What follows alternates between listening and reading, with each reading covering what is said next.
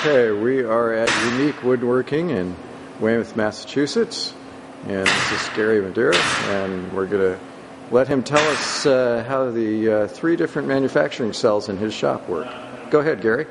Well, this here is the flat table router. This is where we cut and bore cabinet parts for, say, 50 cabinets or so, and it has an off rake, which we have to rake over here and drop down to the edge vander, where they go into the edge vander and get ready for assembly. The bottoms and tops go on the dowel index 30 with the cabinets, because the cabinets are all constructed with dowel construction. Around the corner here, we have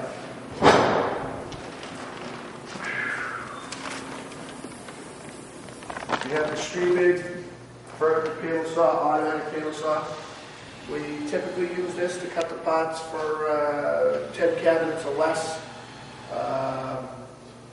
Cabinet jobs, all the parts cut on the Streamig.